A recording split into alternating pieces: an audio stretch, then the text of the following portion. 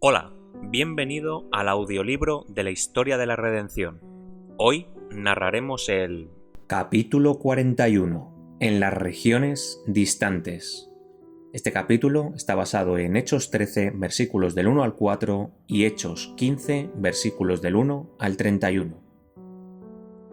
Los apóstoles y discípulos que abandonaron Jerusalén durante la terrible persecución que se desató allí después del martirio de Esteban, predicaron a Cristo en las ciudades circunvecinas, limitando sus labores a los judíos de origen hebreo y griego.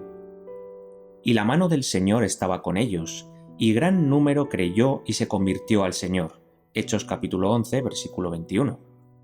Cuando los creyentes en Jerusalén escucharon las buenas nuevas, se regocijaron, y Bernabé, un hombre bueno y lleno del Espíritu Santo y de fe, fue enviado a Antioquía, la metrópolis de Siria, para ayudar a la iglesia en ese lugar. Trabajó allí con gran éxito. Al crecer la obra, Bernabé solicitó la ayuda de Pablo y la obtuvo.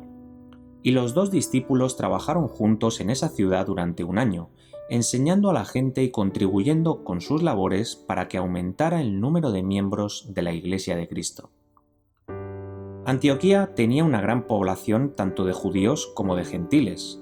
Era un importante lugar de reunión para los amantes de la comodidad y el placer por causa de lo favorable de su ubicación, sus hermosos paisajes, su riqueza, su cultura y el refinamiento que se concentraba allí. Su amplio comercio hacía de ella un lugar de gran importancia, donde se podía encontrar gente de todas las nacionalidades. Era por lo tanto una ciudad de lujo y vicio. La retribución de Dios finalmente descendió sobre Antioquía por causa de la maldad de sus habitantes. Allí por primera vez se llamó cristianos a los discípulos. Se les dio ese nombre porque Cristo era el principal tema de su predicación, su enseñanza y su conversación. Continuamente repasaban los incidentes de su vida acaecidos durante el tiempo cuando los apóstoles recibieron la bendición de gozar de su compañía personal. Incansablemente se espaciaban en sus enseñanzas, sus milagros de curación de los enfermos, la expulsión de demonios y la resurrección de muertos. Con labios temblorosos y ojos humedecidos por las lágrimas hablaban de su agonía en el jardín, su traición, su juicio y su ejecución, la paciencia y la humildad con que soportó los insultos y la tortura que le impusieron sus enemigos, y la piedad divina con que oró por los que lo perseguían. Su resurrección, su ascensión y su obra en los cielos como mediador del hombre caído eran temas gozosos para ellos. Bien podían los paganos llamarlos cristianos, puesto que predicaban a Cristo y dirigían sus plegarias a Dios por medio de él. Pablo encontró en la populosa ciudad de Antioquía un excelente campo de labor, donde su gran erudición, su sabiduría y su celo combinados ejercieron una poderosa influencia sobre los habitantes y los visitantes de esa culta ciudad. Entretanto, la obra de los apóstoles se concentraba en Jerusalén, donde judíos de todas las lenguas y de todos los países venían a adorar al templo durante las fiestas establecidas. En esas ocasiones, los apóstoles predicaban a Cristo con valor inquebrantable, aunque sabían que al hacerlo sus vidas estaban en constante peligro. Muchos se convirtieron a la fe, y al diseminarse, regresando a sus hogares en diferentes partes de la tierra, dispersaron las semillas de la verdad por todas las naciones y entre todas las clases de la sociedad. Pedro, Santiago y Juan confiaban en que Dios los había apartado para que predicaran a Cristo entre sus propios compatriotas en su país. Pero Pablo había recibido su comisión de Dios mientras oraba en el templo, y su vasto campo misionero apareció delante de él con notable nitidez. Con el fin de prepararlo para su amplia e importante tarea, Dios lo puso en íntima relación con él y presentó ante sus asombrados ojos una vislumbre de la belleza y la gloria del cielo. La ordenación de Pablo y Bernabé. Dios se puso en contacto con los devotos profetas y maestros de la iglesia de Antioquía. Ministrando estos al Señor y ayunando, dijo el Espíritu Santo: «Apartadme a Bernabé y a Saulo para la obra a que los he llamado». Estos apóstoles fueron dedicados a Dios entonces con la mayor solemnidad, con ayuno y oración y con la imposición de manos, y fueron enviados a su campo de labor entre los gentiles.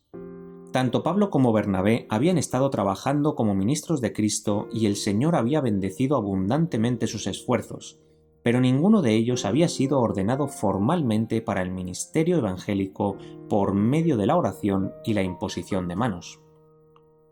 Fueron autorizados entonces por la Iglesia no solamente para enseñar la verdad, sino para bautizar y organizar iglesias, investidos pues de plena autoridad eclesiástica. Este fue un acontecimiento importante para la Iglesia.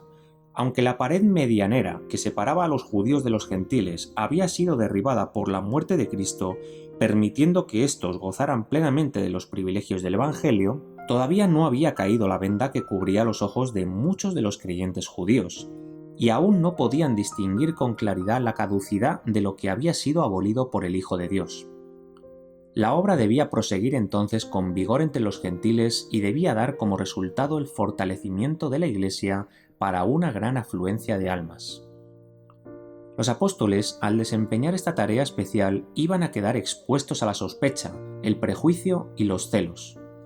Como consecuencia natural de su apartamiento de exclusivismo judío, su doctrina y sus opiniones podían ser tildadas de herejía, y sus credenciales de ministros del Evangelio serían puestas en tela de juicio por muchos celosos creyentes judíos. Dios previó todas las dificultades que iban a enfrentar sus siervos, y en su sabia providencia permitió que fueran investidos de autoridad incuestionable por parte de la Iglesia establecida de Dios, para que su obra estuviera por encima de toda discusión.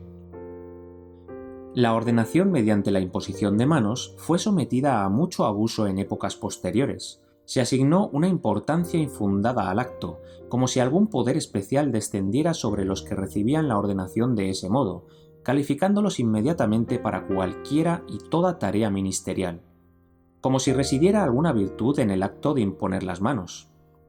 En la historia de estos dos apóstoles tenemos un simple relato de la imposición de manos y de sus consecuencias sobre su obra. Tanto Pablo como Bernabé ya habían recibido su comisión de Dios mismo, y la ceremonia de la imposición de manos no les daba ninguna nueva gracia o virtud. Únicamente aplicaba el sello de la Iglesia a la obra de Dios, como una manera de reconocer su designación para un oficio ya señalado. El primer Congreso de la Asociación General. Algunos judíos de Judea produjeron una consternación general entre los creyentes gentiles al agitar el asunto de la circuncisión. Afirmaban con gran seguridad que nadie se salvaría si no era circuncidado ni guardaba toda la ley ceremonial. Este era un asunto importante que afectaba en gran medida a la Iglesia. Pablo y Bernabé lo enfrentaron con prontitud y se opusieron a la introducción del asunto entre los gentiles. Tenían la oposición de los creyentes judíos de Antioquía que estaban de parte de los de Judea. El problema produjo mucha discusión y falta de armonía en la Iglesia, hasta que finalmente los hermanos de Antioquía, temerosos de que pudiera producirse una división entre ellos como resultado de discutir más este asunto, decidieron enviar a Pablo y Bernabé, junto con algunos hombres responsables de Antioquía, a Jerusalén, para presentar la situación delante de los apóstoles y ancianos. Allí deberían encontrarse con delegados de diferentes iglesias y con los que acudirían para asistir a las próximas festividades anuales. Mientras tanto, debía cesar toda discusión hasta que los hombres responsables de la Iglesia hicieran una decisión final. Esta decisión debía ser aceptada universalmente entonces por todas las iglesias de la comarca. Al llegar a Jerusalén, los delegados de Antioquía relataron a la asamblea de las iglesias el éxito que había acompañado a su ministerio y la confusión resultante del hecho de que ciertos fariseos convertidos afirmaban que los conversos gentiles debían circuncidarse y guardar la ley de Moisés para salvarse. Los judíos se habían enorgullecido de sus ceremonias divinamente señaladas, y habían llegado a la conclusión de que si Dios en una oportunidad había determinado cómo debía ser el culto hebreo, era imposible que autorizara jamás cambio alguno en cualquiera de sus detalles. Resolvieron que la cristiandad observara las leyes y ceremonias judías. Eran lentos para darse cuenta del fin de lo que había sido abolido por el deceso de Cristo y para comprender que todos los sacrificios prefiguraban la muerte del Hijo de Dios, en la cual el tipo se había encontrado con su antitipo, quitándole todo valor a las ceremonias divinamente señaladas y a los sacrificios de la religión judía.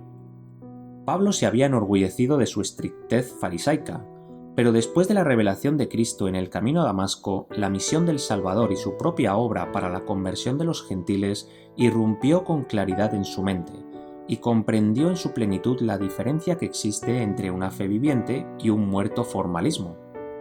Pablo seguía creyendo que era hijo de Abraham y guardaba los 10 mandamientos, tanto en la letra como en el espíritu, tan fielmente como lo había hecho antes de su conversión al cristianismo. Pero sabía que las ceremonias típicas debían cesar totalmente y bien pronto, puesto que lo que prefiguraban ya había acontecido, y la luz del Evangelio estaba difundiendo su gloria sobre la religión judía, proporcionándole un nuevo significado a sus antiguos ritos. El asunto sometido a la consideración del concilio parecía presentar dificultades insuperables desde cualquier ángulo que se lo estudiara. Pero el Espíritu Santo en realidad ya había zanjado este problema, y de su decisión dependían la prosperidad y hasta la existencia de la Iglesia cristiana. Se dio a los apóstoles gracia, sabiduría y juicio santificado para decidir este asunto tan difícil. El caso de Cornelio. Pedro explicó que el Espíritu Santo ya lo había decidido al descender con el mismo poder sobre los gentiles y circuncisos que sobre los circuncidados judíos. Recordó su visión, mediante la cual Dios le presentó un lienzo lleno de toda clase de cuadrúpedos y le ordenó matar y comer, y que cuando rehusó, afirmando que nunca había comido nada que fuera común o inmundo, el Señor le dijo: «Lo que Dios limpió, no lo llames tú común».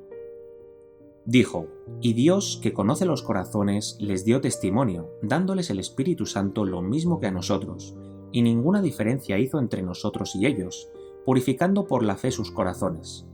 Ahora pues, ¿por qué tentáis a Dios poniendo sobre la cerviz de los discípulos un yugo que ni nuestros padres ni nosotros hemos podido llevar?» Ese yugo no era la ley de los 10 mandamientos, como lo afirman los que se oponen a la vigencia de la ley, pues Pedro se refería a la ley ceremonial que quedó nula y sin valor gracias a la crucifixión de Cristo. Este discurso de Pedro preparó a la asamblea para que escuchara razonablemente a Pablo y Bernabé cuando relataron su experiencia al trabajar entre los gentiles. La decisión. Santiago dio su testimonio definidamente. Dios había decidido aceptar a los gentiles para que gozaran de todos los privilegios de los judíos. El Espíritu Santo no vio conveniente imponer la ley ceremonial a los conversos de origen gentil, y los apóstoles y ancianos, después de estudiar cuidadosamente el tema, vieron el asunto desde el mismo ángulo, y su opinión concordó con la del Espíritu de Dios. Santiago presidía el concilio, y su última decisión fue: «Por lo cual yo juzgo que no se inquiete a los gentiles que se convierten a Dios». Su sentencia fue que la ley ceremonial, y en especial el rito de la circuncisión, de ninguna manera fuera impuesto a los gentiles, ni siquiera a título de recomendación. Santiago trató de que sus hermanos comprendieran el hecho de que los gentiles, al volverse a Dios apartándose de la idolatría, experimentaban un gran cambio de fe, y que debería ejercerse mucho cuidado para no perturbar sus mentes con asuntos dudosos capaces de causar perplejidad, no fuera que se desanimaran de seguir a Cristo. Los gentiles, sin embargo, no debían seguir ningún tipo de conducta que se opusiera sustancialmente a las opiniones de sus hermanos judíos o que suscitara prejuicios en sus mentes contra ellos. Los apóstoles y ancianos concordaron por lo tanto en instruir a los gentiles por medio de cartas que se abstuvieran de carnes ofrecidas a los ídolos, de fornicación, de animales ahogados o estrangulados, y del consumo de sangre. Se les requirió guardar los mandamientos y vivir vidas santas. Se aseguró a los gentiles que los hombres que los habían instado a circuncidarse lo habían hecho sin la autorización de los apóstoles.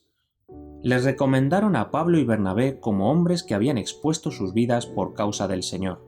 Judas y Silas fueron enviados juntamente con los apóstoles para declarar a los gentiles de viva voz la decisión del concilio.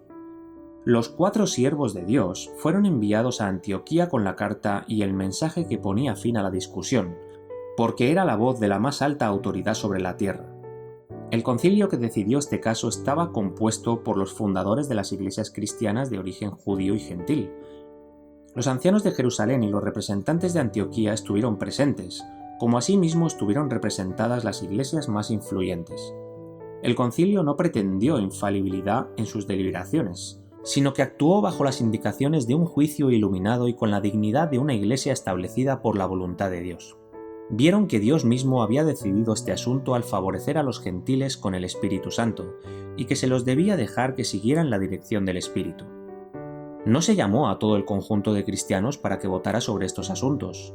Los apóstoles y ancianos, hombres de influencia y juicio, dieron forma al decreto y lo promulgaron, a consecuencia de lo cual fue generalmente aceptado por todas las iglesias cristianas. No todos se sintieron contentos, sin embargo, con esta decisión. Hubo una facción de falsos hermanos que pretendieron consagrarse a cierta obra bajo su propia responsabilidad. Se dedicaron a murmurar y a buscar faltas, proponiendo nuevos planes y tratando de derribar la tarea realizada por hombres experimentados a quienes Dios había ordenado para que enseñaran la doctrina de Cristo.